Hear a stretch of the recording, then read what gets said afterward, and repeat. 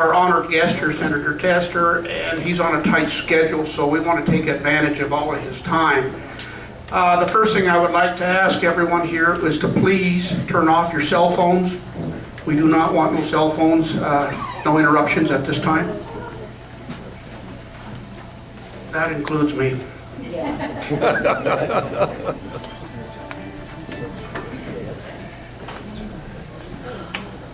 As I said, today we have a very special guest, and I think it is it's very nice that Senator Tester has allowed us some of his precious time. I'm very pleased that we have a man in our corner, a man that has the Little Shell in his heart, who's trying to make an effort and change things for us. Senator Tester knows who the Little Shell people are. He wants to make a difference. He wants to make a change. As you all know, we've all been working desperately for federal recognition for the last 70 years, and we're still in the same spot and we've gotten nowhere. And we all know that the administrative process doesn't work through the Department of Interior. 70 years and we're still in the same situation. We have a man here that's going to step up to the plate and try to make a difference. And at this point in time, I would say Senator Tester has the possibility of making history for the Little Shell and for himself.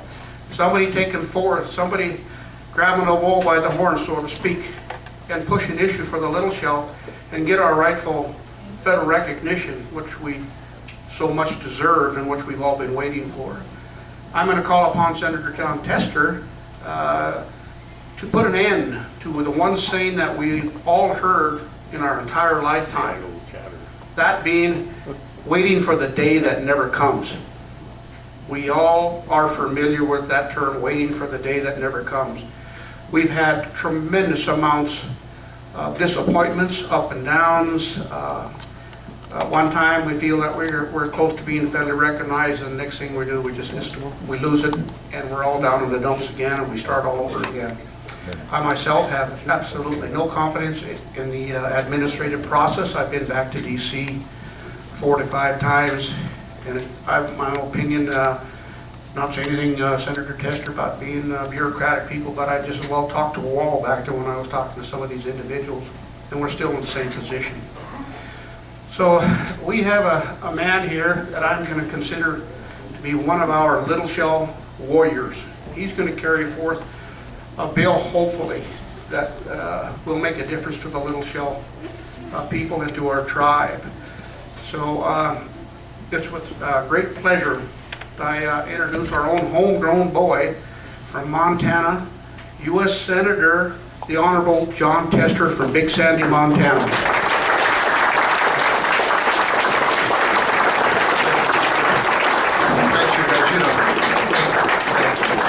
Thank you, Mr. Chairman. I appreciate the warm welcome and kind introduction.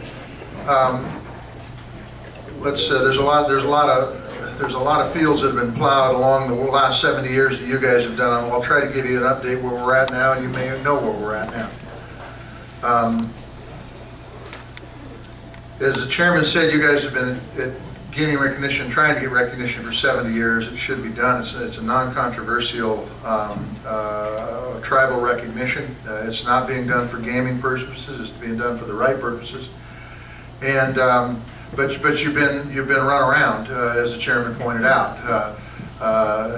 Tens of thousands of pages of documents, literally millions of dollars have been spent on this. In 2000, you received recognition, only for it to be pulled back a short time thereafter.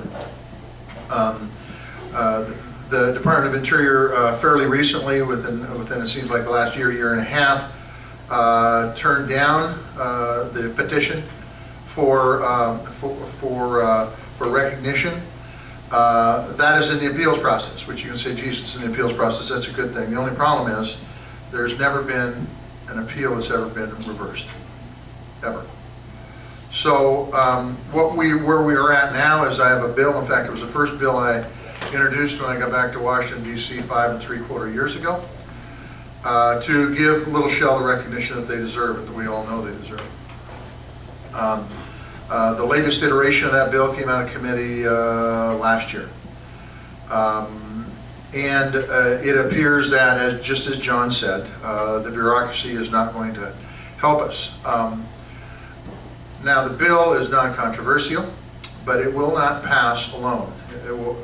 We have to find something to attach it to, or a best thing would be a number of recognition bills to go through.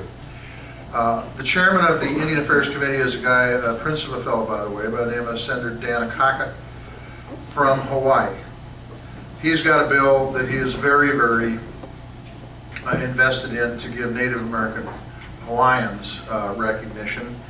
That bill is extremely controversial, and we'll have a difficult time making it through the process.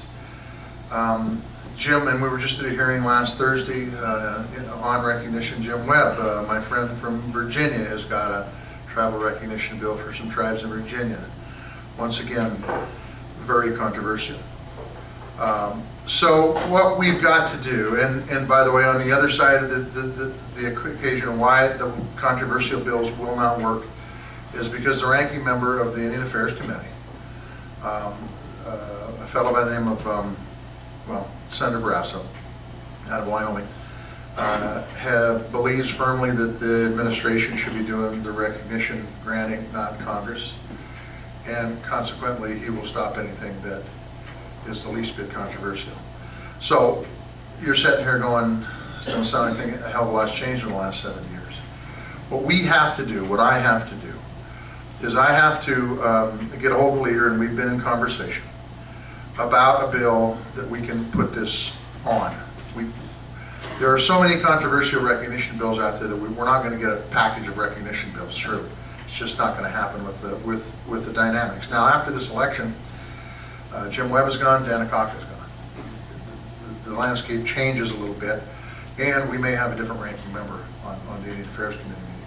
But for right now, what we're trying to do is we're trying to find a vehicle, a piece of legislation, that we could attach this recognition bill to. Where we have problems, and it comes, I'll just tell you right down the pipe, and it's why this isn't as easy a job as it should. This, like I said, this is non-controversial. It's being done for the right reasons.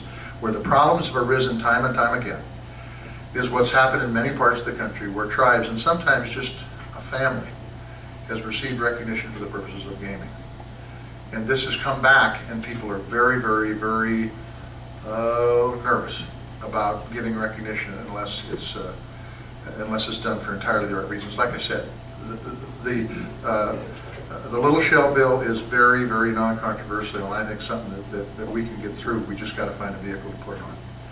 And if we could get folks from stopping it, from putting a hold on all that are not done by the administration, and without getting extremely political, I will just tell you, for the most part, the folks on the other side of the aisle are very opposed to Congress doing this kind of recognition. So we've got to find a bill that's going to go through, that we can put it on and pass it through. I hope that makes sense to you. That's where we're at right now.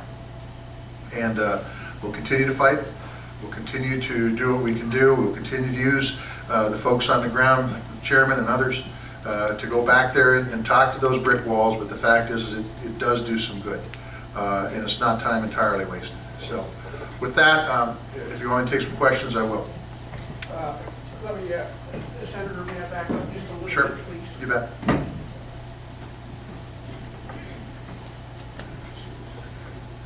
Excuse me, I got a little ahead of myself because Senator Tester is a very busy person, and I wanted to get him taken care of, but we forgot to, or I forgot to, and I apologize. We forgot to have our tribal elder say our prayer before the beginning of our meeting, so I apologize for that. So Henry, would you come up and please do a blessing and a prayer for our meeting?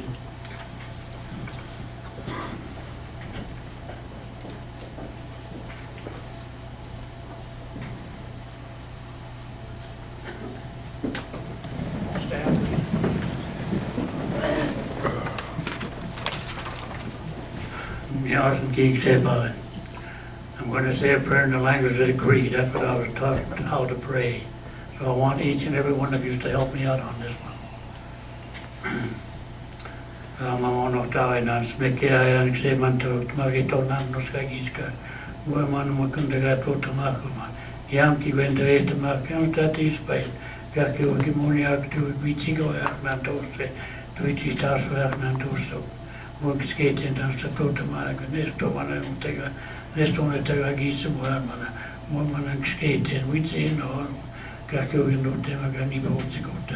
Jämtoa miinan, kan töitä maakamassa tätispäin, aivan on käy maatsuukumasta kielkysit muojatmana. Mä muun ohtavainen semantukossa. Muu kun tämän oikein kiismuan. Tästä kiiskaa, tästä tipskaa, kun kiismusta muokin. Tuoajak maga, niin voinistakin kun skeiteen maga, ne me viisaapmannakin niitä noin. Yksään myös nyt tavannuska kiiskaa ohtavainen semantukossa käynämäskin.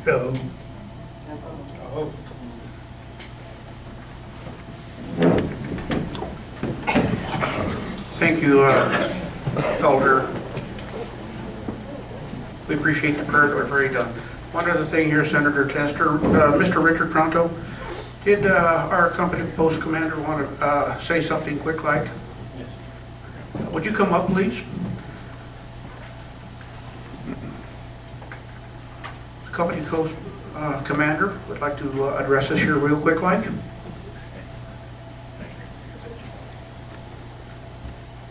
Welcome, Senator Tester, and welcome, Little Shell. I just want to step up and invite and thank you for choosing Post 1087 to have your meeting. This is an open post. You can use this place anytime that you need to. We have a large area in the back that you can have barbecues and stuff for your families. This is a place for veterans, but it's also open for everybody. So I want to welcome you here, and we should come back. Thank you.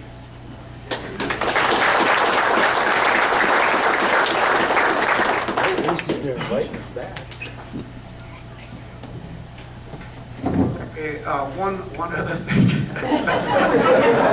I should have looked at my agenda, but I got a little carried away here. But we do need to have a moment of silence for one of our council people that we lost here. Elvina Allen has passed away. We just had a new election and brought on a new council member. So I'm asking you for just a moment of silence and respect for our lost council person, Elvina Allen.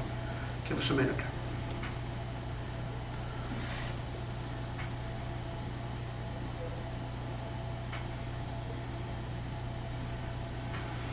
Thank you. Okay, here we'll get back on track now. What I want to happen here, Senator Tester, will go ahead and take answers or questions from the audience. I will recognize you. Please raise your hand. I will recognize you. Give us your name and stuff for the record. So once again, Senator Tester will get you back on track.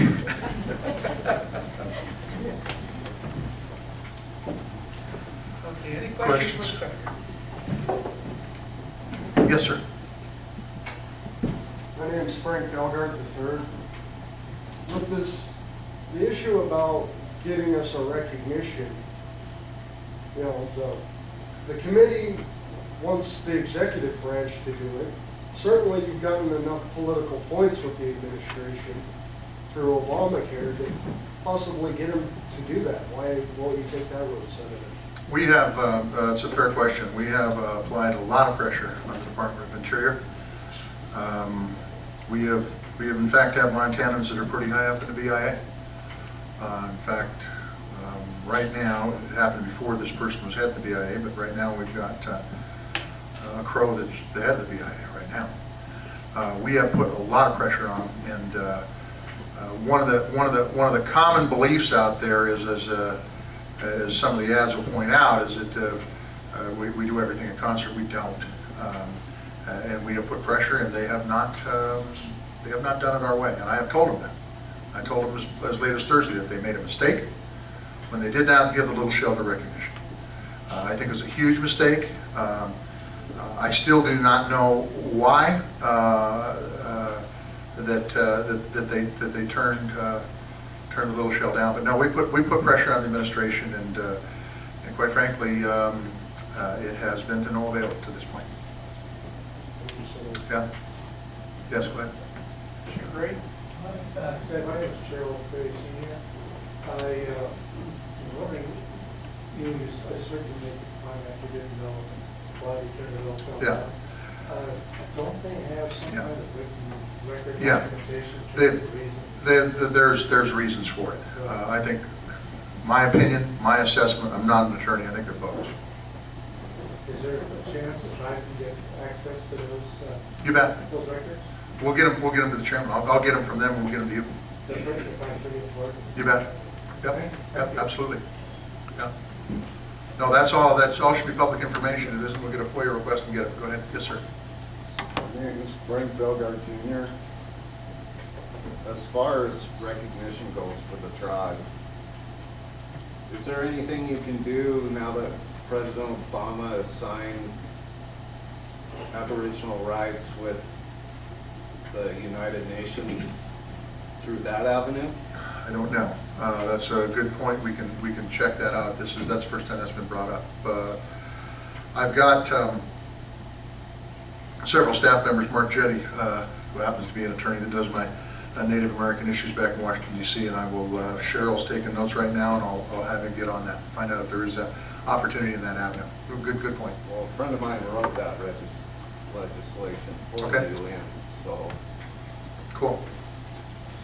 Good. Thanks for bringing that up. Might check every avenue we got. Anybody else? Yes, ma'am. The question, my name is Michelle Dinsbeck, and we were invited to Obama's first inaugural event, and we've been invited back again to set up his agenda at the Pala. Sure. We'd like to find out how we get a letter from you to be invited into the service. Oh, sure. Make sure we get your name and number if you're the point of contact, and we'll do that. Okay? Anybody else? Okay. Yes, sir, go ahead. Why don't I get a picture of you with all the council people? We can do that. Let me just say one quick thing before we wrap it up. And I should defer to the chairman on that. If that's okay with the chairman, that's okay with me. But I'd be honored. And by the way, I want to thank the council for their work. I think I can't tell you how critically important it is. I think one of the hiccups we had along this was predictability in the council. And so thank you for the work you do. It is very, very important in this whole process. I can't tell you how important it is. Because everybody's looking for an excuse, okay? And so it's good not to give any excuses. For the members of the council and everybody else, I've got several people who work on Native American issues in the state of Montana, and the point of contact is a lady by the name of Amy Kruger. Now, Amy is housed in Kalispell, but if there are issues that you're concerned about, if there's something going on that we can help with, and sometimes we can't, but sometimes we can, don't be afraid to get a hold of that Kalispell office and ask for Amy Kruger. Now, we're in the phone book, we're on the internet, you call the DC office, we can connect you any way you want. The other side of the coin is in Washington, D.C., I already mentioned the guy's name, I got Mark Jetty, that is there. That if there's issues that we can help you with, be sure and call. I've got offices in every major city in this state, and Cheryl Ulmer happens to be here in Great Falls, and if you want to get a hold of Amy, you can go through Cheryl and get a hold of Amy, or Cheryl may be able to answer your question straight up. So I just want to give that out as points of contact, that we're here to work for you, and we'll do the best we can to make sure we do the right work. So, and we can do the right work if we know what the issues are that you're concerned about. So I just want to say thank you very much for your hospitality. I appreciate the opportunity to be here. Thank you, Mr. Chairman. Thank you, members of the council. We can get a picture. Thank you.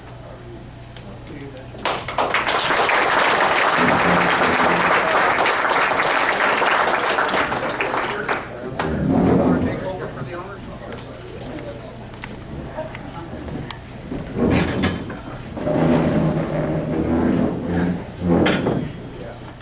Richard?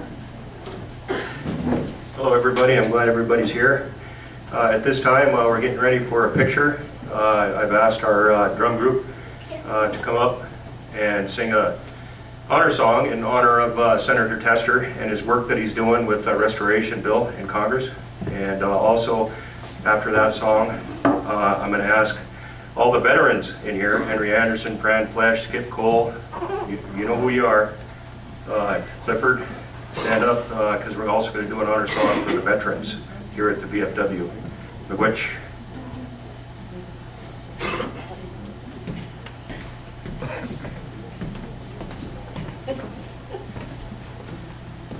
Stand up, Llewellyn.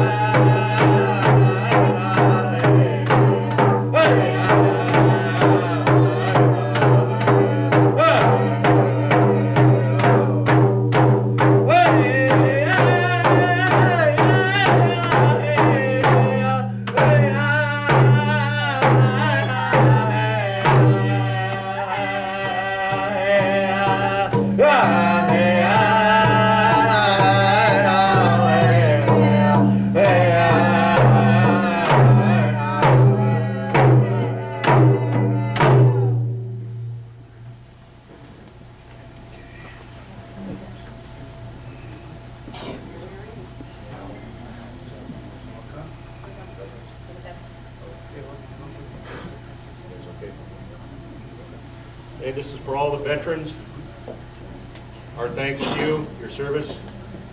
One thing I want to say real quick is Native Americans have the highest enlistment rate for any race per capita. And the Little Shell has as many veterans that have honored this country ever since 1492. You know, so veterans, we thank you for your service. Thank you, Kyle and Shirley.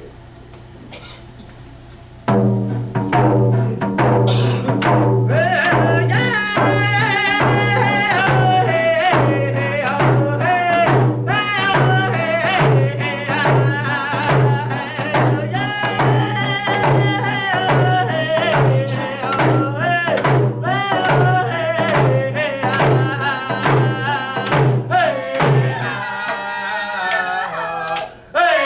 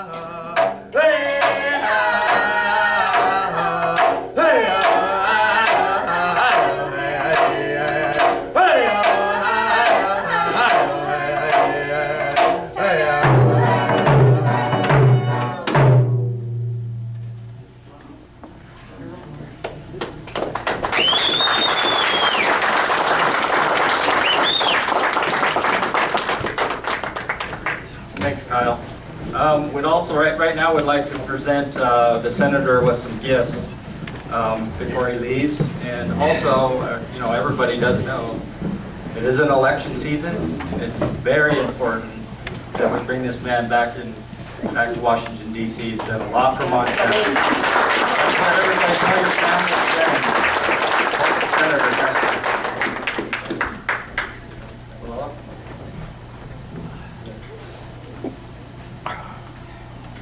On behalf of the Little Hill Tribe. Hold down. George. I'll stand up in a minute. On behalf of the Little Hill Tribe, we would like to give you this gift, and also one for your wife. Here. You know, I do want to tell you, when Chairman Gilbert first called to see if you were available to come, they said, well, he's a working senator, he might be out in the field. I told Chairman Gilbert, well, all we got to do is do a rain dance, and he won't be in the field. That's what I did this morning. Well, I just thank you very much. Just, let me raise this mic back up. Thank you. Thank you very much. I will tell you that this is beautiful. These are both beautiful, by the way. If you haven't had a chance to see it, these are fantastic. The bees were incredible. But my wife will be after me, and I'll tell you why. Because she keeps telling me that she has to lay on the ground to see my belt buckles. This may be a reason to lose some weight. So thank you, guys. Thank you.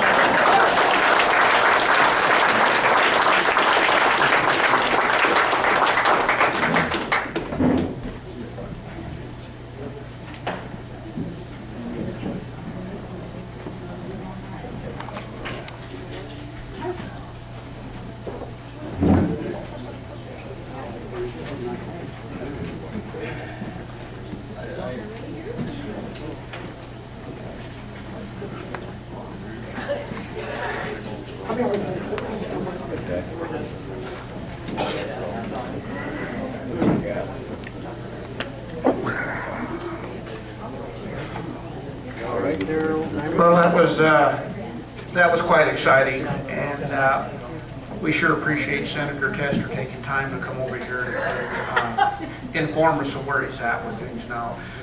It's pretty exciting for all of us to think there's the possibility, the remote possibility that he could put that on, attach that to a bill by the November, December, who knows, by the beginning of the new fiscal year, there's a possibility we could be a federally recognized tribe. But I mean, that's our dream come true, but that's, at least that's just one way to look at it. But I do believe we have a very, very good man working on this issue for us. That's also important to us. And so I want to thank you all for coming here and give us the support for Senator John Tester and his update. We kind of set everything aside for him. Now we will go ahead and get into our regular quarterly council Little Shelf business. With that, we will go ahead and call our meeting to order. At this point in time, I will go ahead and have a council roll call. Vice Chairman Gerald Bray. Present. Secretary Treasurer Betty Holfeld. Present. Second Vice Chair Leona Kennenberger. Present. Luella, the newly elected councilperson, Luella Frederickson. Present.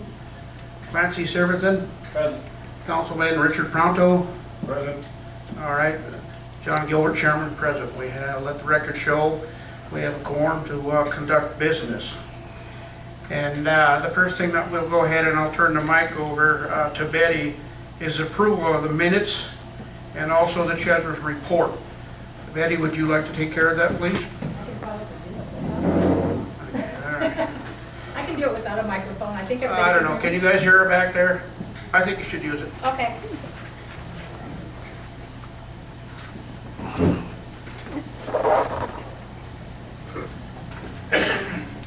Okay, the last quarterly meeting was held April 14th, 2012. The meeting was called to order by Chairman John Gilbert. Darrell Rummel gave the opening prayer. Roll call was called with all council members present. The minutes of the last meeting were read by Treasurer Betty Holfeld. A motion was made to accept the minutes and was approved unanimously by the council members. Fran Flesh asked if the minutes would be posted on the website and was told that they would be posted. Chairman John Gilbert introduced Colleen Hill as the tribal accountant. He told the members we needed an accountant to give the professional reports and to follow the protocol needed to secure government grants. Next were committee reports. Enrollment. Luella Frederickson, Darrell Rummel, Alvina Allen, Caroline Fleury, and Pat Mackey have been helping out with enrollment and working in the office. Gerald Gray, vice chairman, stated that all the files from Havre were now in the Little Shell office. The files are now in order, and we are ready to start enrolling. We purchased 2 laptop computers. One is used by Darrell Rummel for the ICWA, which is the Indian Child Welfare Act cases that she has been working on, and the other is being used for enrollment. A new ID machine has also been purchased, and we will soon be making new ID cards for people needing a replacement. New cards will be needed to be researched for eligibility. The cards will be plastic instead of the laminated cards that we have had in the past. Then Darrell Rummel gave a report on the ICWA. John Gilbert gave a report on his trip to Washington, D.C., which he described as successful. His trip was funded by the S&R Denton Law Firm, which is the second largest law firm in Washington, D.C. He met with John Tester. Senator Tester is for a bill for recognition, and Senator Iowa of Hawaii has signed on the bill as well. The plan is to attach the Little Shell recognition to the new appropriations bill. The Cultural Committee, Richard Pronto, councilman, reported that he submitted a language grant, but the funding was denied. He is planning to submit a new grant application. Richard told the tribe about plans for a round dance, Unity Walk, which is scheduled for the first week in May. This year, Chief Little Shell will be honored. He let the tribe know that there was going to be a fundraiser that night at the VFW. Richard stated he would like to start a powwow in Great Falls. The Health Committee, Councilwoman Alvina Allen, told about several activities being offered related to health. A breast and cervical cancer retreat for breast cancer survivors is being offered in Oregon. Chairman Gilbert appointed Councilwoman Leona Kellenberger to sit on a state school board. Old business. We are looking into the sale of the land in Kalispell to the Salish Kootenai tribe. The land is costing the tribe in taxes and is not usable to the tribe. If the offer is good, we will sell the property. A summary of debt we inherited from Sinclair's council was given by Chairman Gilbert. Some of the debt consisted of $6,900 in back state employment taxes, $841 in back taxes from the Kalispell land, $1,100 for the building insurance, $840 back rent for the office in Havre, $7,150 in back taxes for the Great Falls office building, and others that still need to be investigated. We also lost our 501c3 status due to his failure to file reports for 3 years. We lost the stimulus money, the tobacco money, and we didn't get the iced money for the last 2 years. Councilwoman Leona Kellenberger is working on getting the 501c3 reinstated. It is proving to be a labor-intensive job working with the IRS to get this filed. We have until December to get this reinstated. New elders council members were added. They are Dee Wurzenberger and Al Wiseman. The elders council will select the new election committee. Chairman Gilbert gave a report on what needs to be done to set up the judicial system for the tribe. Our tribal attorney, Troy Woodward, will be assisting with this.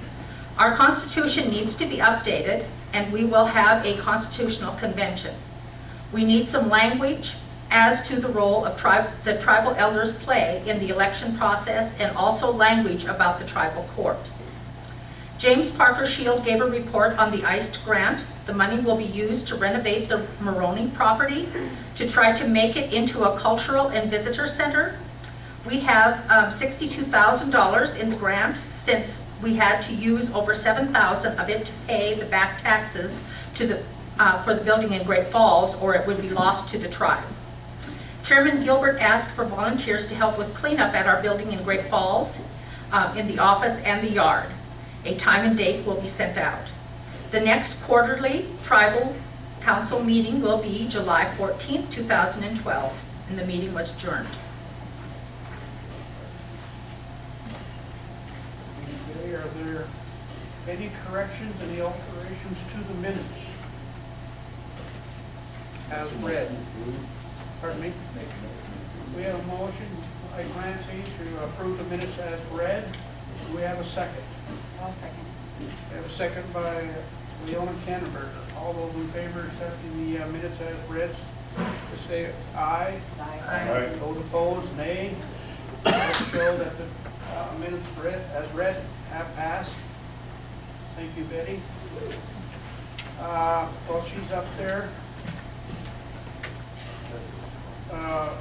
Betty will give a treasurer's report. The secretary treasurer, Betty, will give us a report. She's not going to go into detail about every little item in there, but we're going to let you know what we stand with our funds. Okay, right now, we have $12,771.89. And the way that we're getting money at the moment is through a wellness grant through the Tribal Leaders Council, and also through license plates, the Little Shell license plates that people have purchased. We get a little bit of money back from those. And also the rent on the building. We have 2 renters in the building on the 6th and 16th here at Great Falls.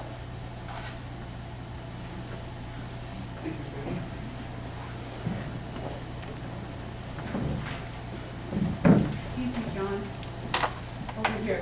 There's a reporter here who would like to get a contact number for you. At the meeting. Yeah, I'll speak with you in our break. Hey, did you guys hear that? We got $12,000 worth of money. Let's go party. Yeah, we'll take it down to the hideout down there and I'll double it on the poker machines for us. Yeah, but I guess just going back just a tad, you know, we've come a long ways, man, since we started this mess of getting it cleaned up. We've come a long ways, and we've got most of it all corrected, thanks to a hard-working, diligent council and all of our people helping us get this accomplished. Believe me, it's a job. The one thing that is staring us in the face that we need to do, and it's still very, very difficult to do, Mrs. Kennenberger working with one of our lawyer firms in Washington, D.C. to try to get our 501c reinstated. That's a devastating loss to us. We tremendously need that. We really need to have that. And also, in the report that was given that you read there, I wanted to give a little bit of recognition to another person here today that has provided us with these reports. And we went through this in the past of not knowing what happened to the funds, where the money was at, what happened, who paid what, blah, blah, blah. We had absolutely no idea. It was an absolute nightmare. We never knew what took place with Little Shell funds. As we wanted to get ourselves as far away as possible from any scenario of that sort. So we wanted to clean up the act, so to speak. In doing so, we have a person that had volunteered to come forth and take care of our books, who is an accountant, and she will make sure things are done right and the reports come to us.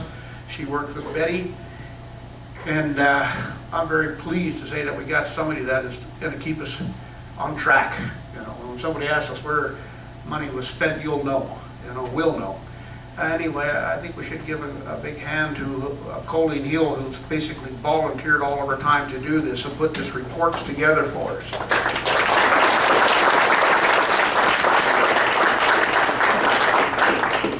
Okay, well, we will move on. We have another report that's due, and I will let Vice Chairman Gerald Gray work with you on enrollment.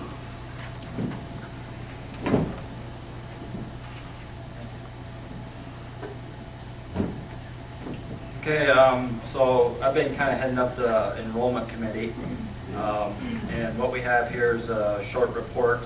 The enrollment committee volunteers, they've been very busy in the office. We had Luella, before she was elected to the council, Pat Mackey and Daryl Rummel. And before Luella was elected, she was working very hard to get members enrolled and get information onto the laptops that we have. See, they're very busy. They get a lot of calls, a lot of requests for enrollment, and especially a lot of calls since the Cobell settlement was announced. So a lot of members have been calling, they've been taking care of that.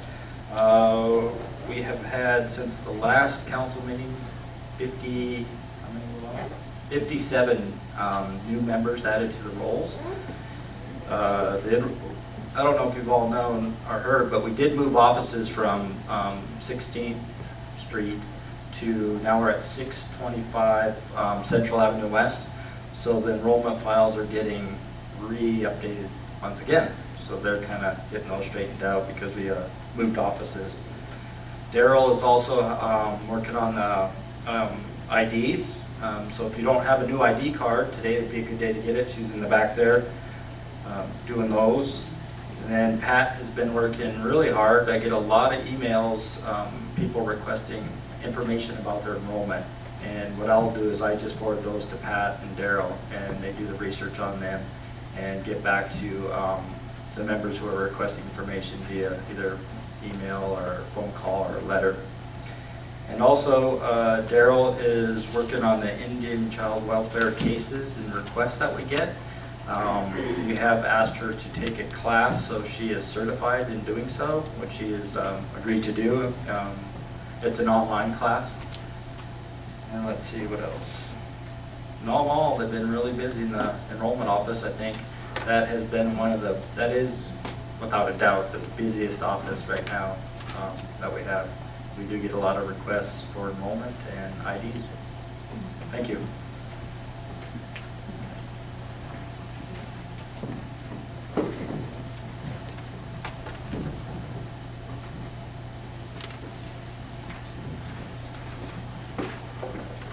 Thank you, Vice Chairman Darrell Gray. The next thing on our agenda is Chairman John Gilbert, Senator John Tester, federal recognition. We won't waste any more time on that. You know where we're standing. We're all hoping and praying that Senator Tester can get Senate Bill 546 passed. How he does it, hook or crook, we don't care. But that's where we're standing with our federal recognition, and that's why I'm glad you guys were here today to hear it straight from the horse's mouth, what's taking place. We all know what important is to it. It's all we've ever heard. Federal recognition, waiting for the day that never comes. Someday that saying may be gone. Cultural Committee, Mr. Richard Pronto.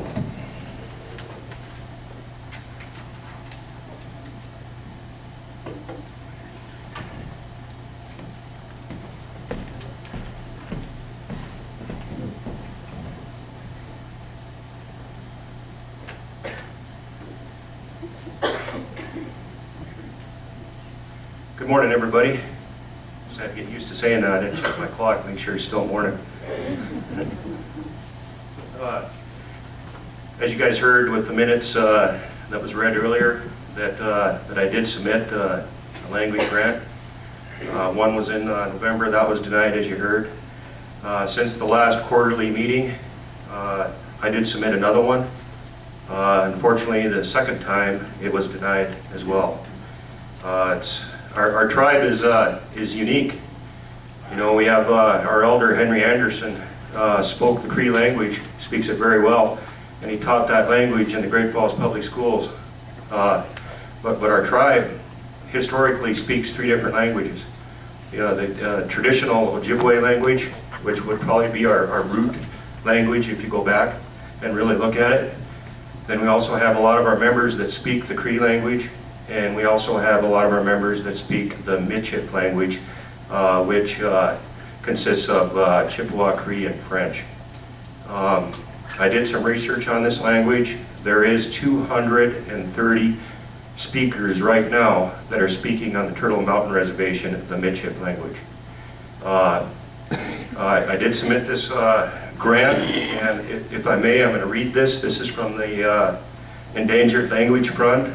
Native Voices. The president is Doug Whalen over in Connecticut. And Gerald Gray Sr., you might know Darrell Kipp. Pagan Institute, the language over in Browning. He sits on that board.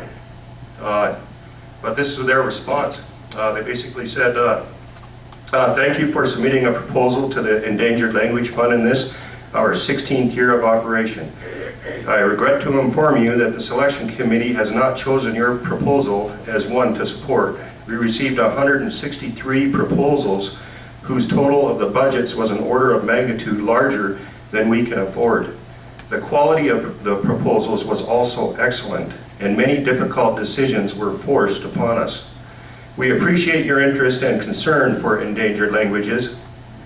We hope that you will consider writing a proposal in the future. At the bottom of the page are the comments from the selection committee. These are the only comments available.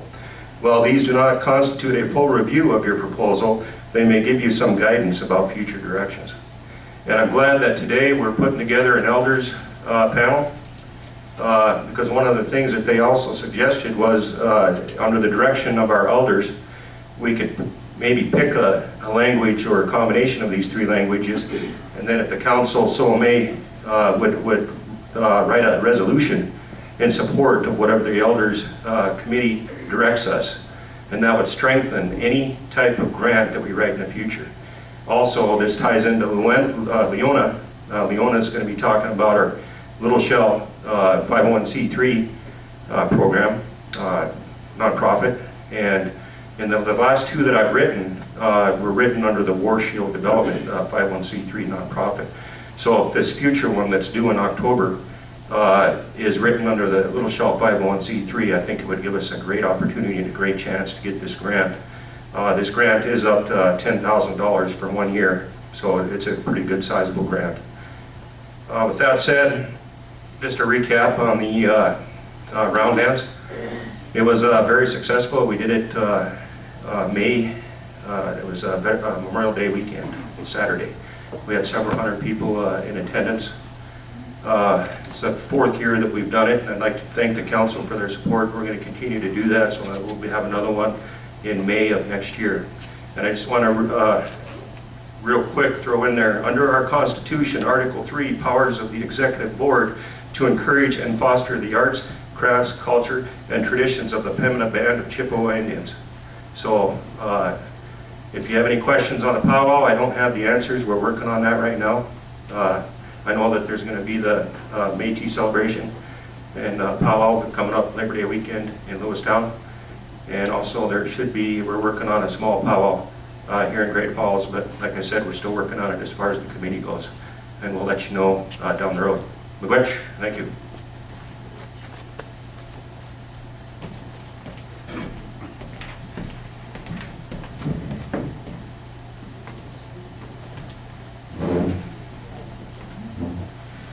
Thank you there, Councilman Richard Pronto. Good report, thank you. Mrs. Kennenberger, would you want to report something on our 501c3 status? Okay, thank you.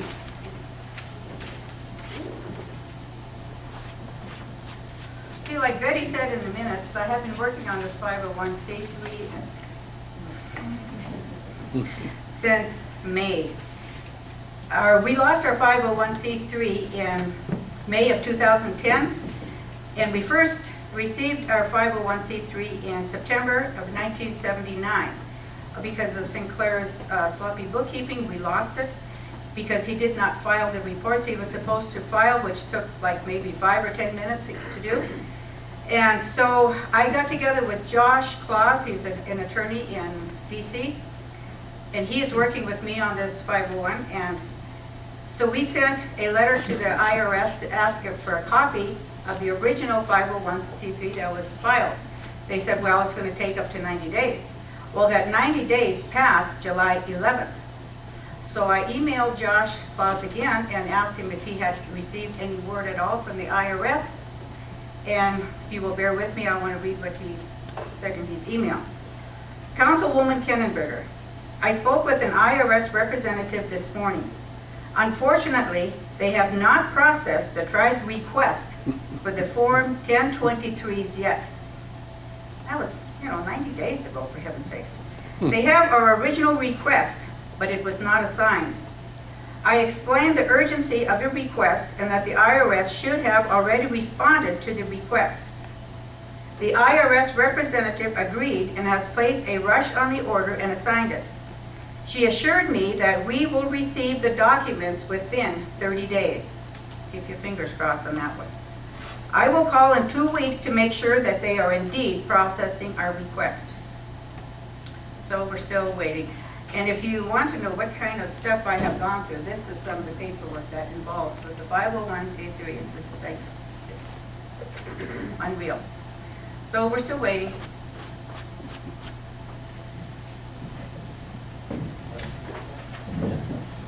Yes? What sort of taxes or penalties might we be looking at for losing that 501c3 status?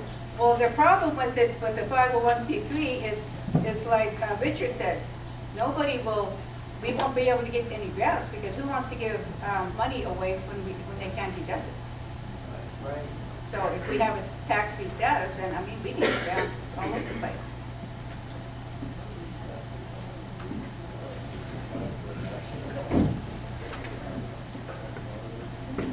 Thank you, Councilwoman Leona Kenneberger.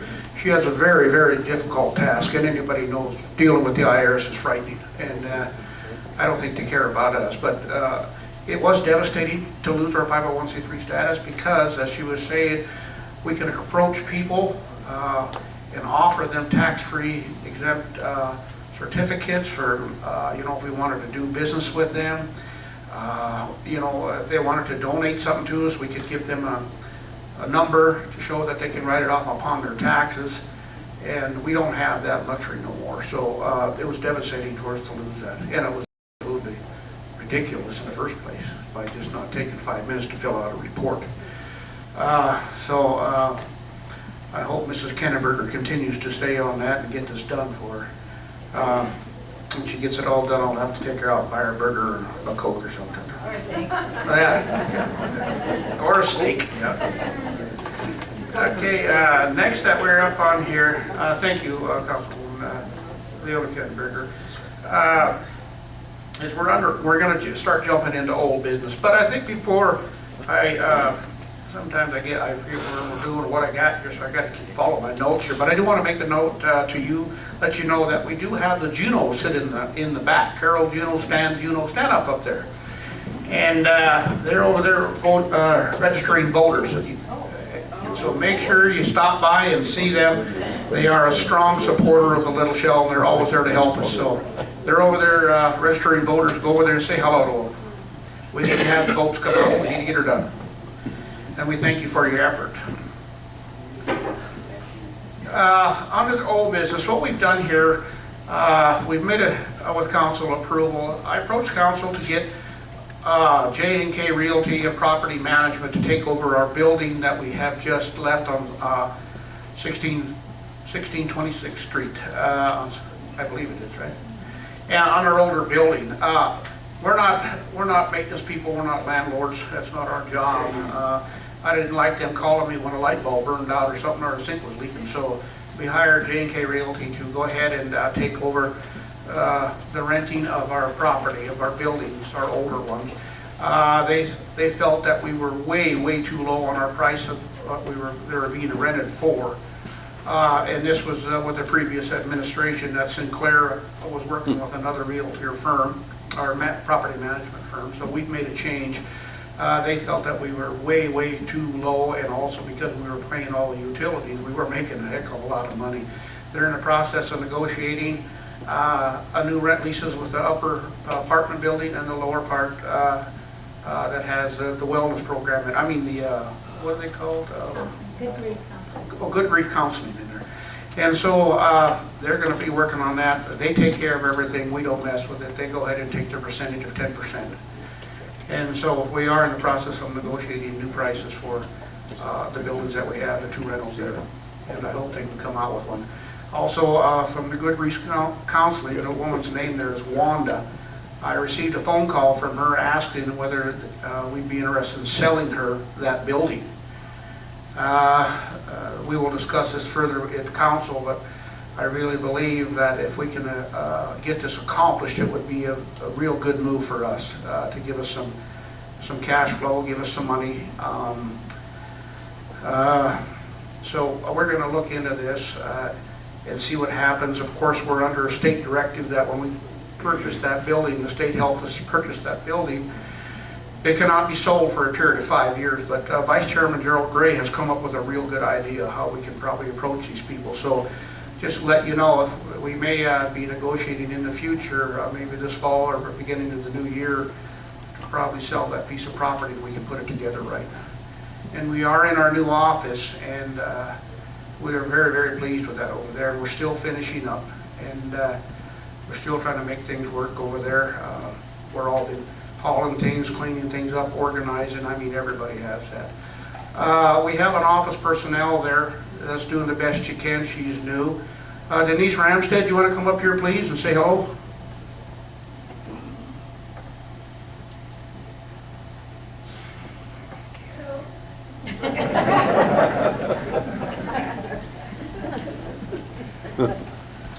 Most of the time when you guys call in and somebody answers the phone, it's going to be Denise Ramstead, who's working for us in our office for very little and nothing.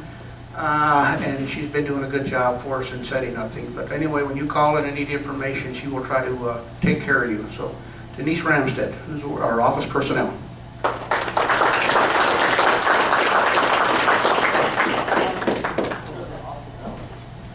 Right now, the office hours that we've been having her because of our funding situation, and she is on a program where one of the some of her wages are being paid for by the MUI, United American Indian Association. Oh, anyway, they're paying some of her wages, and we're substituting an extra $3 an hour. But right now, we've got her working about 30 hours a week, and her hours have been running from 10:30 to 3. Is that right, Denise? Well, anywhere from like 9 to 3. 9 to 3. Okay. So if you don't get an answer at 8 o'clock in the morning, don't get frustrated. Don't give up. When we get a little bit more money, we'll probably have some more office personnel in there so we can answer phones 8 hours a day. Bear with us, okay? What is the address again? Excuse me. What is the address again? Who's got that address? 625 Central Avenue West, and that's Suite 101. Denise, did you print out some of those slips? They are over there on the desk where everybody's signing in. Okay, did you guys hear that? There is addresses, she's already copied them, address, phone numbers, they're on the desk over there, so feel free to pick up a sheet, so you all have it. Okay, the next thing that we'll move on to is the TLC, Tribal Leaders Council Wellness Program. James Parker Shield had an emergency with one of his family members, something of that nature, we're not sure. He cannot give that report. I'm going to go ahead and have Vice Chairman Gerald Gray take over from here. Thank you.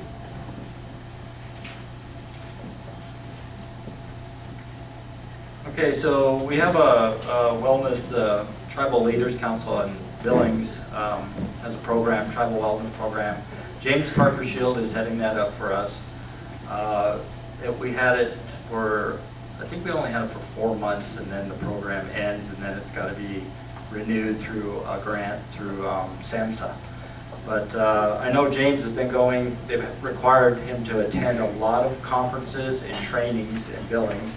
And he does do a monthly report, and if you're interested in seeing that, just let me know and I can get that to you via email or however you'd like it. But he's been really busy with that because they do require a lot of trainings in Billings and whatnot. Should I just move on to new business, Chairman? Okay, so we're going to get into some new business. That was old business. And with that, I'd like to have Joe. Joe, would you like to come up? And we're gonna have a elders council appointment here. We've had some volunteers, elders step up to be on the elders council, and then with that, we'll go. They will have a. They're the ones responsible for nominating the election committee. Joe, can you come up and talk? Our Fran, both have been instrumental in putting this together for the last 2 months. They always have a fight to figure out who's the boss, him or him. They're gonna leg wrestle up there. Yeah.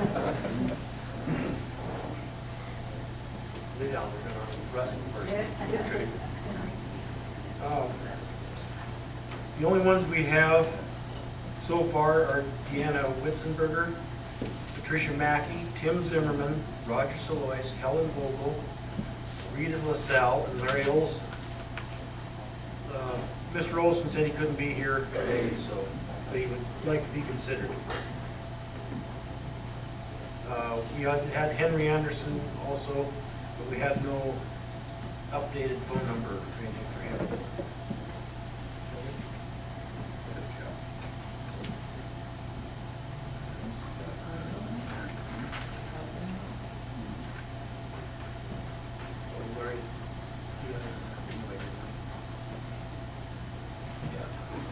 But these guys didn't know I was gonna put them on the spot, so.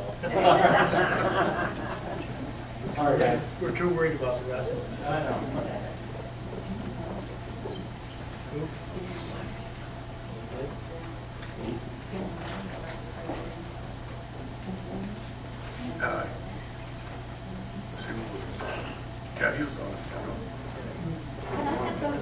Can I have those names again?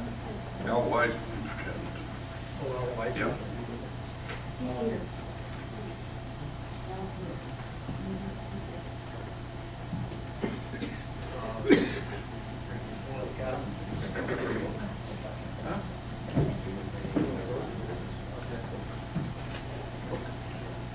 Those are the names we submitted, so. Oh, as if there's anybody else who wants to volunteer to get on this committee, all the people we can get. So, did you update them on how the Elders Council is going to nominate the election? How that works? Can I interrupt you, please? Del Wiseman, I know I've seen you. You want to come and sit up here? Who else did we have on the tribal elders here present? Judy? Judy here? Edie's here. What, who's here? Edie Weedford. Where is she? She's right there. You want to go up there and sit there also, please? On the, Elders I think council, if I said I would do it, what is it, Tim? He's going to tell you. Okay. And if I may, there was another person also that I think I told Fran about, and that was past councilman over there, Cutbank, Larry Slow. And he has volunteered to be on the elders council. Tim Zimmerman has, and so we have some people there that we can hopefully put together. Okay, the Elders Council, when they get all formed and are put together, they're going to we're going to submit names for the election committee. Getting asked for volunteers. Right now, Fran and I and Carolyn, excuse me. Carolyn Fleury are on it. At this point, we need at least 2, 3, 4 more. I think if we call for 5, but and then but we need all the volunteers we can get, and then the Elders Council will select the election committee. What are your duties As as one of the council members? As the elder. As an elder, I meant, as an elder. The elders? Well, basically, they dictate the running condition of the tribe, any settling disputes. I don't have the listing that has been out on Facebook and everything, but they select an election committee, they settle any disputes that the election committee can't handle. So would distance make a difference? I wouldn't mind volunteering, but if there's meetings here and stuff, I probably wouldn't be able to make it. So, she said, I don't think that would be a problem. I think we can work with you on that if you were to be selected for. You want now the Elders Council or the election committee? Which one? no, the elders council. Okay, the elders. Okay. All that. No, that would be up to the elders. Whoever's selected, if they can work with you that way. I think we need a representation, throughout Little Shell, different states and everything, whether you're sitting there doing it by email or Right. Facebook or whatever. Okay, so that I was think my that'd be great. Because I can do that on the internet just as well as being here. Is that true? Yes. Okay. Yeah. A lot of things have been happening via the Facebook Yes. and internet with Rand's email list, so Yes. that'll work on a volunteer. Okay. So I'll volunteer. For the elders For council? the Elders Council? Yes. Have a seat. Go there. Yep. Can you spell your last name for me? Pardon? Can you spell your last name for me? EMERSON.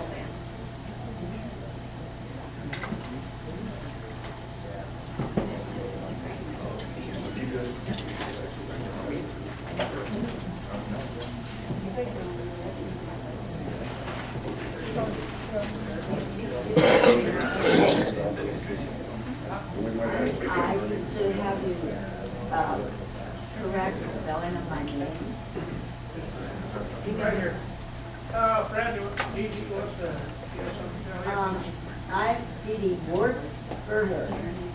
There's no words in it, or Wirtzberger, WIRTZ,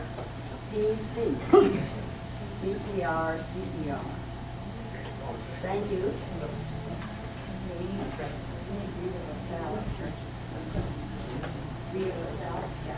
Rita LaSalle. See, she couldn't make it late. Oh, she is? Oh, there she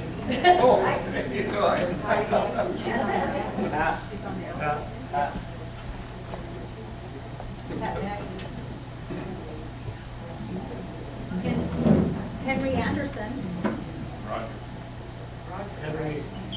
Henry Anderson.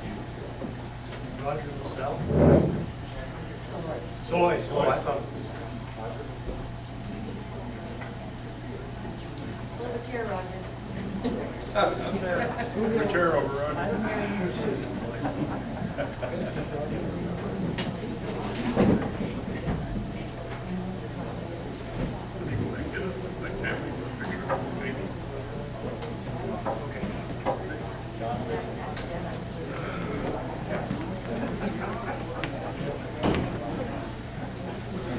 Okay, so we'll continue on with new business. Welcome aboard our new Elders Council.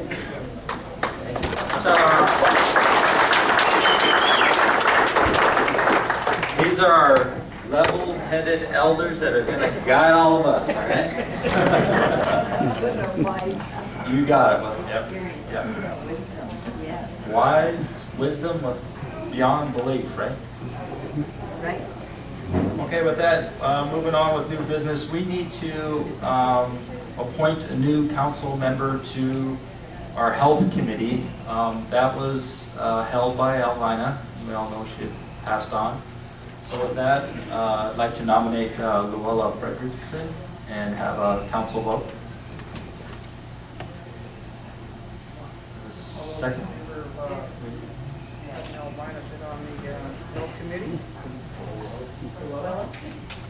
Did we have a second? Yeah. Okay. Have a second? Okay, Nail in a second.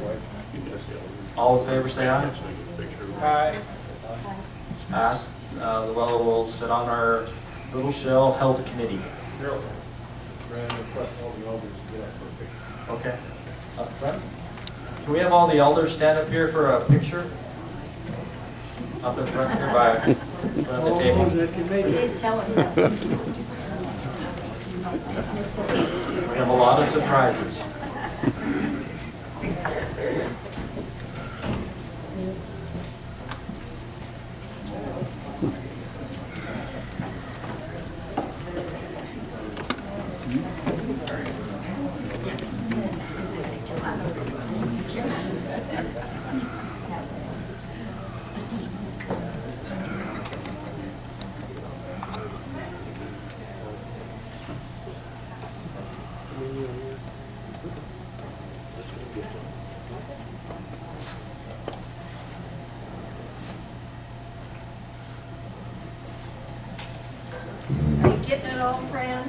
Yep, I'm getting them all.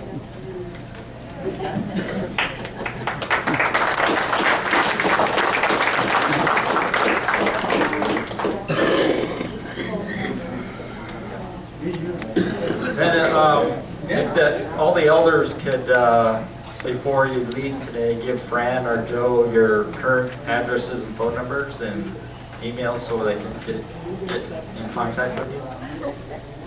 You know, I'd just like to reiterate again, you know, this is important to the Little Shell tribe because we don't have a judicial system right now. We can't go to a judge, and that's caused a lot of grief in the past that we had to figure out and overcome. These are the people that we are going to rely on to help settle any kind of dispute that way we may encounter in the future, you know, if we don't have this judicial system. So, you know, to me, it's very important, very honored to see these people that have been with, you know, helping out with the tribe for many, many, many years. So I just want to say, on behalf of the council, thank you.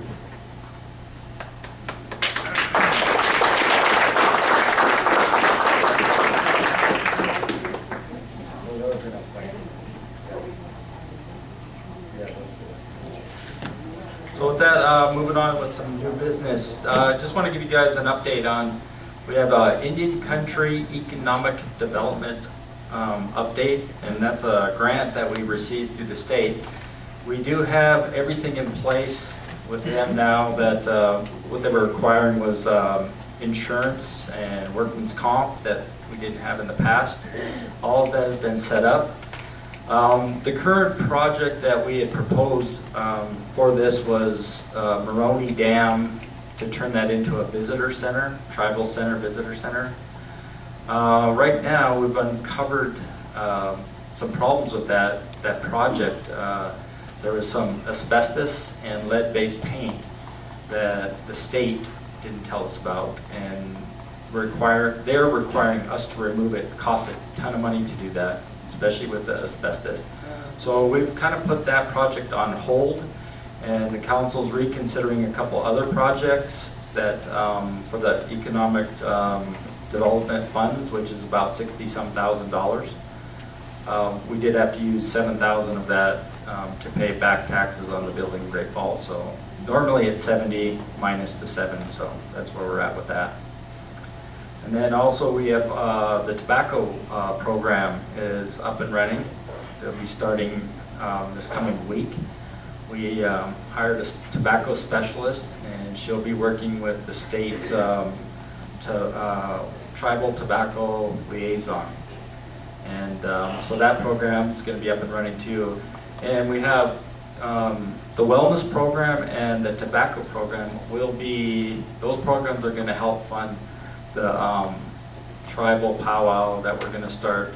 We're going to try to have an annual powwow also here in Great Falls on Labor Day weekend, because you know this is home to the Little Shell tribe.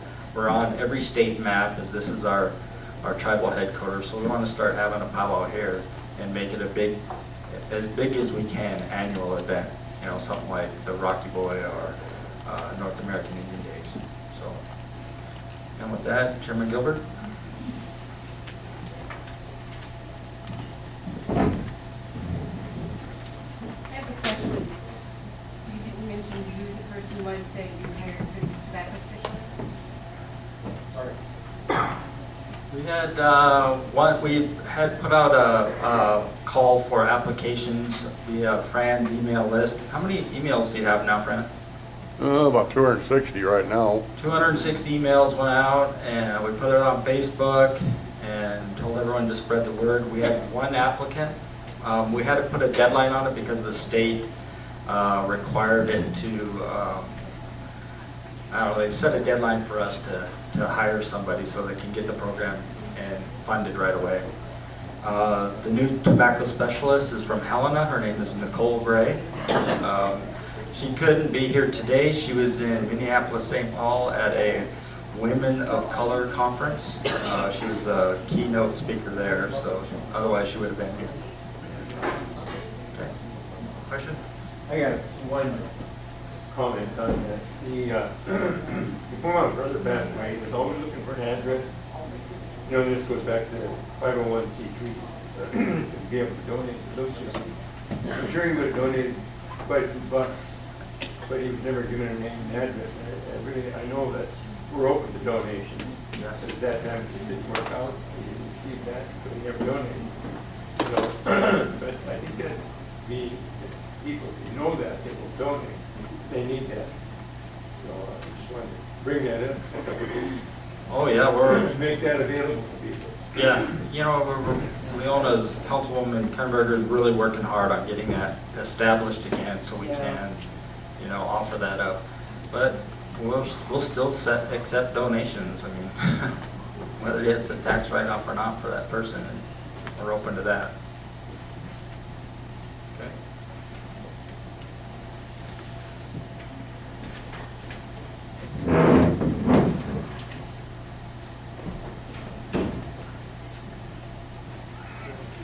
It seems like we're clipping right along here. It looks like we may end up just going through here, finishing our meeting, and then go ahead and have our food. We'll have Henry bless that, and we'll have our food here. But I think we're a little ahead schedule here, so I think we'll just continue going, and then have our break and our food, and then see where we're at from there. But we're almost to the end of our agenda here, so we're moving right along. A couple things. Thank you, Vice Chairman Darrell Gray. We're doing our best to try to get these programs in place. Of course, this year we'll bring some funding into the tribe, which keeps us alive.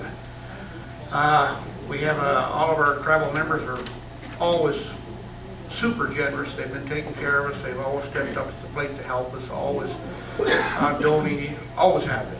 And that's something that, you know, that's very precious to all of us, that we share and help each other. We have people, you know, it's really kind of unique. We got people that are coming and offering their services and their help at the Little Shell Tribal Office. We want to find out what their skills are, what they can do, and we're going to try to start taking advantage of some of the people that want to come in and volunteer some of their time. Of course, we do have to be careful when it comes to the confidentiality of things of enrollment. But there are times when we just need somebody in that office to file clean, answer a phone, whatever it is, so we can have somebody answer the phones and not be upset at the other end when they call and say they can't get an answer. We recently updated our office by, we've got this new fax machines, we've got a new copy machine, we've got our own phones fixed up, so I would definitely encourage you to stop by at our new office building and check it out and say hello and have a cup of coffee. One thing that I'd like to bring up under something that we've always talked about, and everybody keeps asking us, and I don't know what we're going to do about it, but I know Vice Council Chairman Gerald Gray have put together a thing that we decided to call Council Voices, and it was fabulous. He done a tremendous job with his Council Voices, and of course that's his expertise, G&G Advertising, you know. But people are asking continuously, are we going to have our newsletter? Are we going to have a newsletter? Well, basically what we've been doing is trying to inform our membership best we can through internet, through email processes and stuff. So we don't know for sure where we're going to be at about putting out a newsletter yet for the Little Shell people that pay in, and if we have the resources to take care of that yet. But it's still on the back burner. Okay, and as Vice Chairman Joe Gray said, you know, we were pretty excited about getting into this Moroni project, but not with the expenditures that we have to put out for that. So we're going to put that on the back burner, and we'll be looking elsewhere.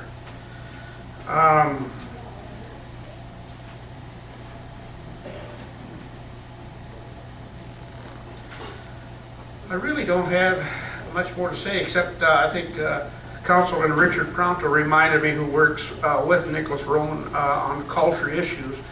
You know, I don't have all the details in front of me, but we have a book that's being printed out concerning the Métis and Little Shell people about our tribe, that's being written and put together by the scholar Nicholas Verrumen. And from what I'm understanding, it's going to be a knockout book. People are going to know who we are, where we come from, what we consist of, and it's going to put us on the map. I'm very excited about this book coming out. It's supposed to be coming here within the next 3 to 6 months, that it'll be a book concerning the Little Shell, where we come from in our history. Nicholas Verhoeven is working on it. There has been a grant put aside for that, and he is working on that. And so when that does happen, that'll be we plan on having what you want to say, a sign-in book ceremony. We want to have a real big gathering and get together and put our books out for sale, and just congratulating this long-awaited book that tells the history of the Little Shell people. So that's exciting, and I'm looking forward to that. At this point in time, I'm not forgetting something. What we will do here is we will just open up for public comment. So if you have any questions, anything that you want to direct to the council, any question at all, please feel free to do that, and we'll go from that. Roger? Yeah, I have 2 questions. The first one's on that Kalispell land. Yes? If it's a worthless like a sluice creaking one, what's their purpose for it? And second question is, what kind of teeth do you give the elders to enforce their decisions you might make? Okay, first of all, what did you mention about the Kalispell land? If it's a worthless, what is sluice creaking one? Oh, thereby, well, why wouldn't you? I mean, first of all, we thought it would be a great idea, rather than putting it up for sale and somebody else offered to an Indian nation, and so we were dealing government to government. The Salish Kootenai is in the process of buying anything they can possibly get for land over there, and I can see that happening because Indian nation wants to have the land around their own area. But it's not accessible. If it's not accessible to Louisville, it's not accessible to them. Well, they don't care. They've got the money to buy it, and they can use it. Yeah. And like I said, we haven't seen anything on it yet, but what do we do with a chunk of ground that we have no purpose for, that we don't use? I know there's mixed feelings about it. My own personal opinion is that if we look at it and we get a proposal from the Salish Kootenai that's viable and that's worked, why not take those resources and those funds and put into something that will work right here in Great Falls, Montana for us? And don't have to worry about being behind on taxes and all these other things. I know that the Sinclair administration has went up there several times. For what purpose, I don't know. But I guess the latest thing that I got involved with, Roger, just that we got back taxes that we got to pay on it. And I think one of the things that I thought would be the best gesture is, rather than trying to put that out to the public, was to offer to another Indian nation. And the Salish Kootenai are buying up land, and they are interested in that property. Excuse me. The second part, Roger, your authority? Yeah, I just wonder what type of authority the elders kind of will have or recommend. You know, you've been with us a long time, Roger.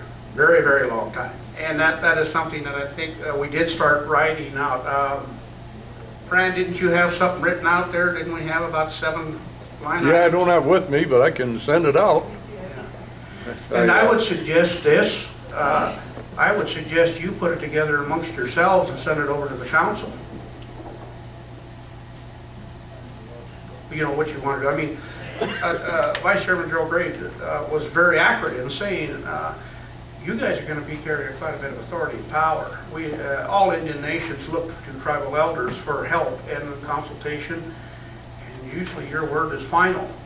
And after this terrible dispute that we went through, we have to go back and we want to rely on our tribal elders for their guidance. And as it says, I think it's a very prestigious position, very responsible position. It may be set forth from this point on. You guys will be the ones that will be setting up the process and what your power and authorities would be, you know. I'm sure it's not going to be cut and dried. We may want to go back and forth, you know, until we get something that's appropriate. But I think you guys can put it together. And once you feel it's appropriate, we can present it to council. We can bring it out to our general public. Yeah.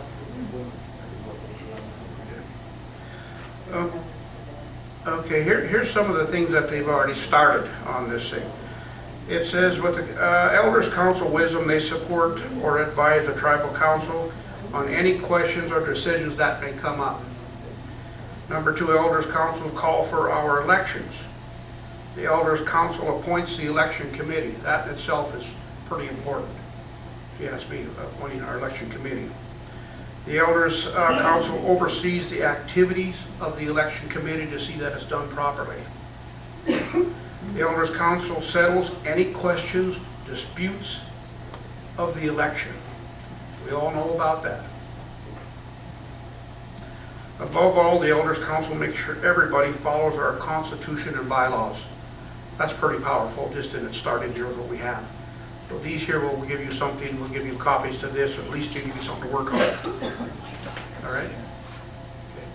Yes, did somebody else have a question here? I do. Yes. Back to the Berger property. Have you been there? Has it- E-R-R-I. Have you been there? Y-R-I. Yeah. I know the person personally that donated that. Yes? And Okay, we'll get that on there. I think he would like to You be need this back notified there. it's been sold.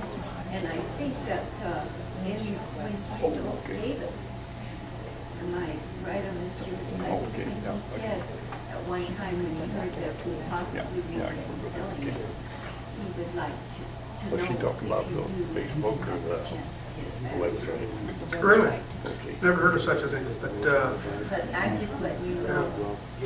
wasn't the land given to us? Pardon? Wasn't the land given to us? Yes. But he also, I don't know for sure, this is for I don't know who the, personally, I don't know who the gentleman is, but It's Mike and his friend. if you would like to approach the council, we definitely would listen to him. Okay. Yeah, he could come forth and we'll set him on the agenda. He could talk with us. That would be the best, Yes. so we can look at him eyeball to eyeball and know where he's coming from. The other thing is on Facebook, a lot of, I'm a Facebook user and I'm very good with the internet. There's a lot of elderly people that aren't. And a lot of people, like the reason we're here is because I got on Facebook and saw the notice. Is there another way for people to know that we're having a meeting that are just on the list that is not really active? Well, that's the 100-year-old question. Luella advertised it, well, All the newspapers that I could get hold of, and the two TV stations here. yeah, so we're in the process of advertising it in many newspapers, and she was on the KFTV. Yeah. Doing that. I guess it's because we don't get the news up here. We are also hoping that our tribal members tell other tribal members also, because we, at the moment, don't have funds for a newsletter or anything like that, so it's. We have in Kalispell, we have a TV where you can call them and let them know about an event. Would it be all right if I did that when I find out? Definitely, You yeah. know, also, since you are on Facebook and you have the internet, we are relying on you too to spread the word to the people that you know that don't have that kind of access. Well, I mean, Yeah. what do we call it? Democracy telegraph, right? And that's how a lot of stuff's gonna have to work until, we start getting a better system of informing members via the newsletter or And it's whatever. been like that, so. We're going to ask for area reps after we get our constitution down. Okay. Area reps. Okay. Good. Just a minute, Joe. I think, Al, did you have your hand up? Yeah. What I'm saying is, I'm from Shoto myself, and we have a real good lady that works with us up there. She's a little scout, and she's on internet. I don't know whether she does Facebook, but when she gets a message, we all know. Like, we're 1,800 population, so that's a little easier to do. But even in a bigger place, if you get, your more knowing people and get them the word and they're reliable, they can get it out pretty easy. Yeah, this has been an age-old thing it's haunted us forever. I don't know about the meeting, never heard about it. Well, it just makes me want to pull my hair out. What can we do? We've contacted all the news media. The best thing that I can ever say through all the years of working with the Little Shell is that I think our Moccasin Telegraph has been working the best. It always has. Like I said, every time, I've heard this so many times, I didn't know there was a meeting. Well, you know, we put the information out, people didn't find it. And like today, Luella, she made the effort with the papers, with this, and it seems like the Tribune may have a small issue because Luella was telling me sometimes they do not want to put things out about meetings because they'll be inundated from other people wanting to advertise meetings. So I really don't know, but right now I think with Fran and the rest of us talking and trying to do what we can, we're just doing the best we can to try to get it. And I think the Facebook thing, and I think Yep. Fran has been doing great. Yep. I did not know that through Brenda, we had to,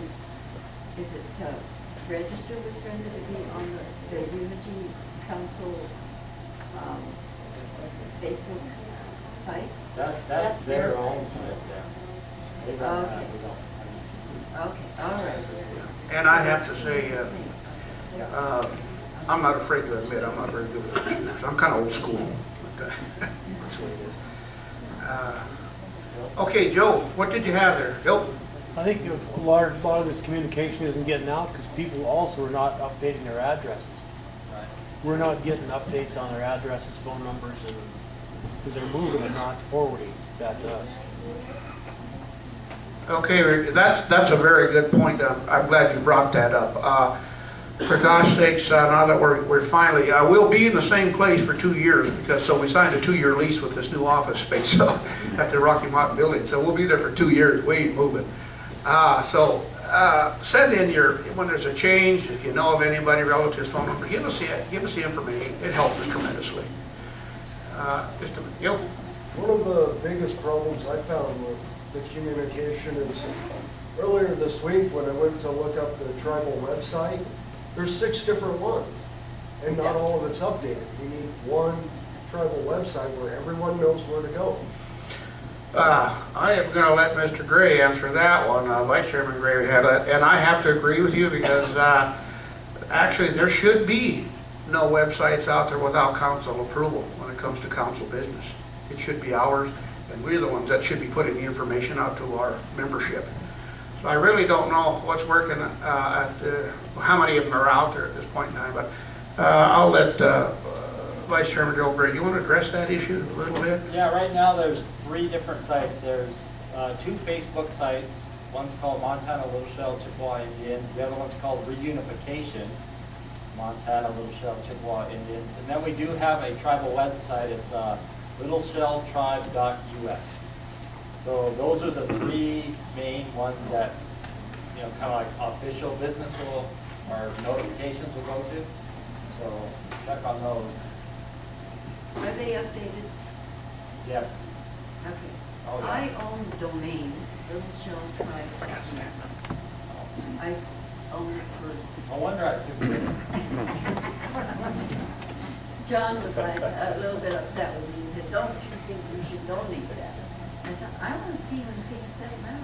Then I haven't really done anything with it, but I saved it because of my heritage. And all the other websites were always up and down, up and down. I thought, well, one day maybe we'll have a central one and we can use it for something. And so. Well, we did, you know, try to get littleshell.gov, but you have to be federally recognized to get .gov. So we went with the next best thing, .us. Fran? Yeah, on the different information for the Little Shell, I put out a little cheat sheet as an attachment with all the addresses, websites, all that good information. If you need it, you know, send me an email and I can send it to you. And also, I guess I'm not probably best standing with the Great Falls Tribune right now because I hammered them pretty hard with a couple Facebook comments, the fact they're not supporting us. So you might want to let the newspaper, you know, your Tribune or Billings Gazette or whoever, let them know that you're watching them and they better start supporting the Little Shell or they lose your membership. I mentioned that and I said, you know, maybe I ought to give up my membership and encourage all the rest to do the same. And well, they got a little ballistic over that. They responded right away, but they still hid the comments. You go into their Facebook site and you gotta hunt to find out stuff I put in there about the meetings.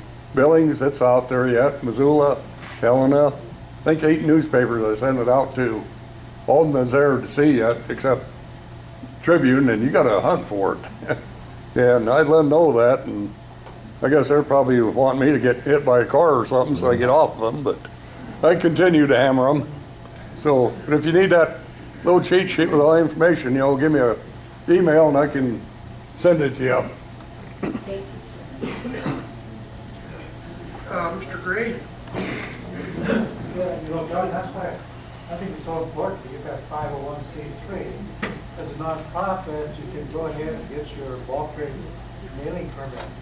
Multiply, what's the stand now is 44 cents or 45? Multiply that times 4,300 tribal members. And find out what that costs to make just one mailing. If you get the 501c3 and apply for that bulk rate mailing permit, in some cases, depending on how many people you send it to, you can send out a piece of mail for 17 cents to a bulk rate mailing permit. Some of these cards you can send out cheaper also, but it's really critical that Realty's working on that, working very hard, that's what I understand. It's so important to get that bulk rate mailing permit. Then you can decide whether or not the tribe can send out to a bulk rate mailing permit a monthly newsletter to all the tribal members.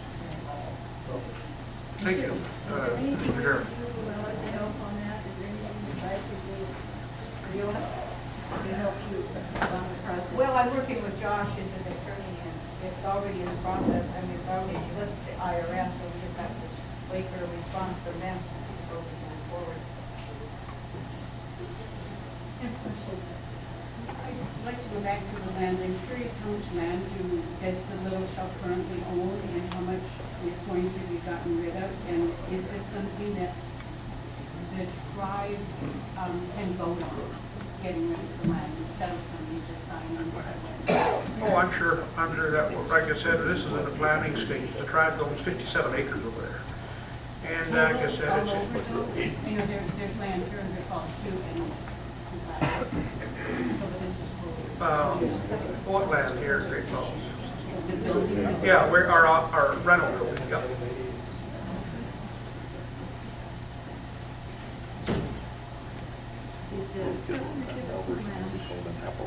Say what? Did the governor give us some land? No.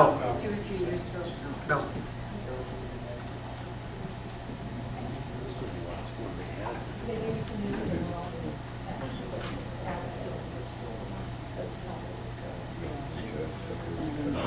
Any other questions? This is your chance.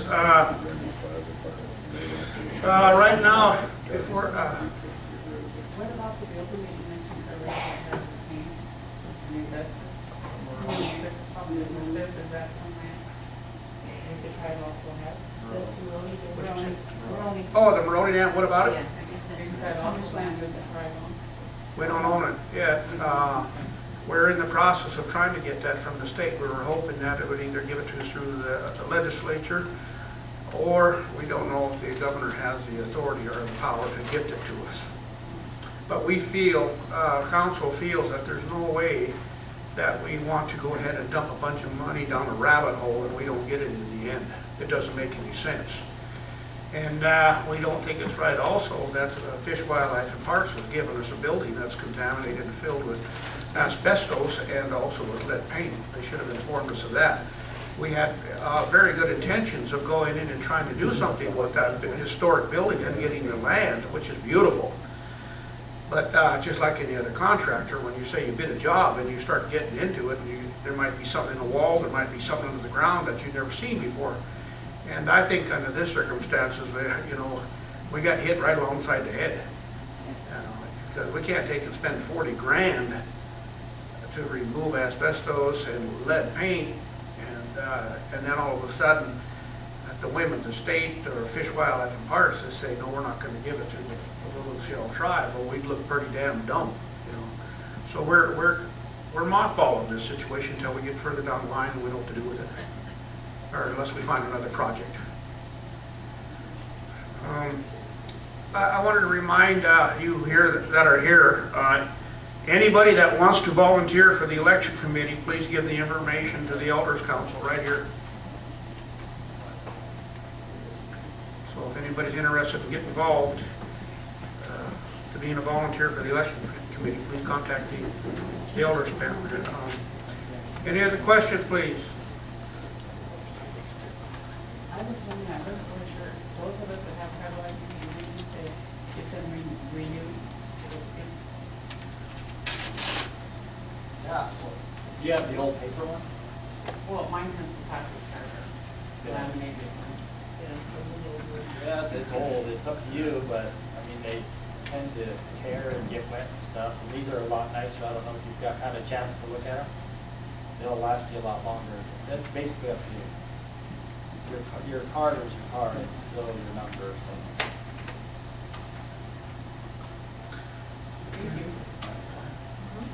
All right, now, remember now that Daryl Rummel is back there, and if you need to have your ID card renewed, or if you want a new one, she's back there. Now's the time to do it. Denise is sitting back there. We have several items that from our Little Shell office that we have to sell that out there with t-shirts, hats, mugs, whatever. You want to take a look at that. I think here in while we're having lunch, we'll have Mr. Bruce Kenneberger work on our 50-50 drawing, and then we'll have a drawing for the 50-50. Did we have some door prizes? Yes. Huh? Okay. All right. Did you say something, Richard? If I may, Chairman, if I just make one quick announcement. Sure. I just want to make one quick announcement real quick. What'd you guys think of Kyle Spearson and Shirley Communis and Little John?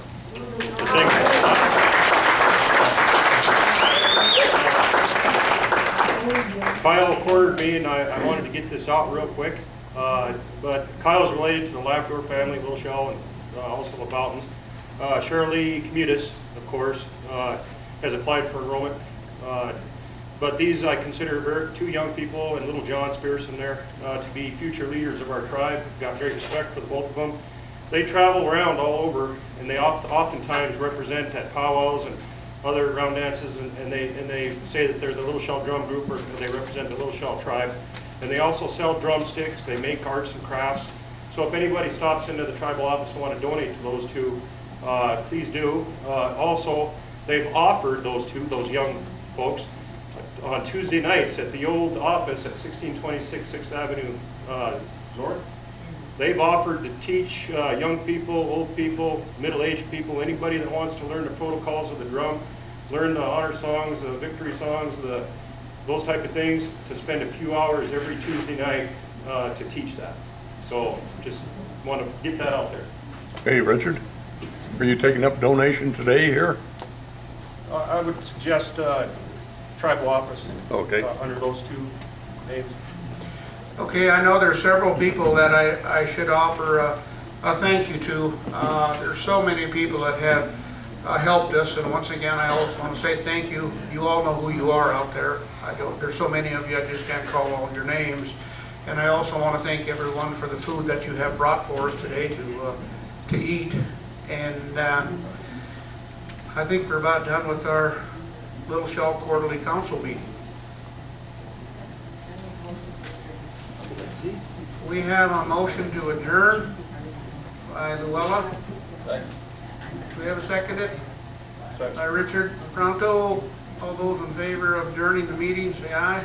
Aye. All those opposed? All right, the meeting is adjourned. Now, before you leave, I want to say one thing. This is just off the record. This is what I call on the cuff. You know, I watched a program here the other night about, it was called Freeloaders on the CNN. It showed about all the people that are shysters out there, and they did a documentation on tribes, also showing with all their government handouts and the tribes and the money that they were getting, and it was very unique. They went to another tribe that was called the Lumbee tribe, that is not federally recognized, and the Lumbee tribe, they own 7 banks. They're ranchers. They are business people. They own land. Their property looks like a front part of a golf course. It was absolutely astounding. And I'm not running down Native Americans in any sort. What I'm doing is patting these people on the back for making it on their own. They compared that to Pine Ridge, South Dakota, where the people were piled up with trash and cars and trailers, and these guys were over here with Cadillacs and Mercedes-Benz and new homes, everything that they made it on them. They made it themselves. They got into businesses and they made it happen. They did not wait for the government dole. And I foresee someday that the Little Shell tribe will make it stand on their own 2 feet. We have that ability, we have the drive, and we can do it. Now, we're all talking about a couple of things, you know. We want to find something to be economically viable. Well, you know, what can we do looking at the amount of money that we have or what's out there?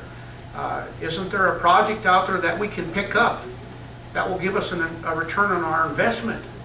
Something that will bring in funds, something that will put people to work, something that says, you know, look at that, the Little Shell own that building, they own that gas station, they own that hotel. I foresee that coming for us. And now, so what I'm trying to say here, right now we are in the Rocky Mountain building, and it's beautiful. There's 27 rental properties in there, 27 office spaces. That building, now this is hypothetical, that building's up for sale. We've met the person, as a matter of fact, her husband is from Malta, and they adopted 3 Indian children from 3 different tribes. Very good people, but I'm not trying to let no cat out of the bag or anything here, but hypothetically, why couldn't we become landlords? Why couldn't we own our own building? They have state people in there, they have county people that rent them. Why can't we do that? Why can't we own the building? How do we go about doing that? We look for funding. One of the ways we look for funding is sell our land possibly in Kalispell, so we have a down payment. Sell our office building so we can come up with $200,000 to $300,000 to make a down payment. I want people to see us as entrepreneurs. Little Shell owns that building. They have 27 renters. And I think what she was telling us when we were looking at some of these things, it brings in pretty close to $28,000 to $30,000 a month. Well, you know, if you can cut a deal with a down payment and work out things with somebody, with their really sharp people and bankers out there, and we can have that kind of income coming in on a monthly basis, why couldn't we own our own building and be our own landlords? I mean, it doesn't hurt to look into the future and to dream a little bit. It's better than we have nothing now, you know. Why don't we take and own that building, bring something in? Why don't we put 6 to 7 people to work? You know, once we get that going and we pay that off, let's buy something else. Let's move on. Let's be entrepreneurs, you know. And then when we get federal recognition, that just sweetens the pie. Just something for you to think about. This is where I'm coming from. We've got to look into the future, and we've got to do more than just sit around and wait for something. We need to make something happen. Yes. I just want to say, of course, all our history is that our folks weren't really proud of who they were. However, as I grew up, I ended up finding out that I had talents that I didn't know I had, and ended up even in just this last year working on a native like buffalo skull and doing some things with it that people looked at it and went, wow, you should do that. Well, I thought it would be really cool if, like even at the Métis celebration in Lewistown, or maybe at the powwow or somewhere here in Great Falls, there's a place where the culture, where the beauty of our people can be displayed. And if you don't want to sell what you have, even displayed, but even to sell something that you've made because we've got it in us. And sometimes we don't even know it's there. You know, and our people, you know, my great-great-great-grandpa signed the treaty against Little Shell. You know, he thought he was doing the right thing. But his daughter, my great-great-grandma, stood for Little Shell. You know, and it was like, those days ripped and tore us apart, but we don't have to be that way. You know, so I'm just really thinking that something like that is cultural. Julie, you're doing is wonderful. They need to get their name, because I want them to come to Kalispell. Yeah, so that kind of thing, I really feel we need to get it together and do this. Thank you. Thank you.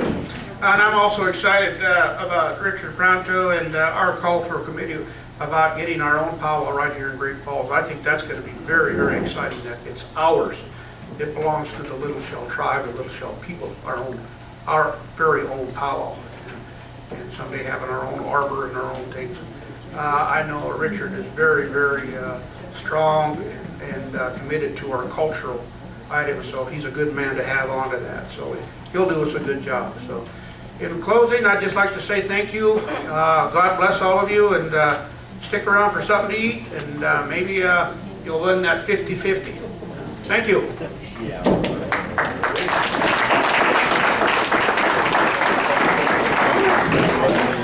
I guess I go ahead and shut this off.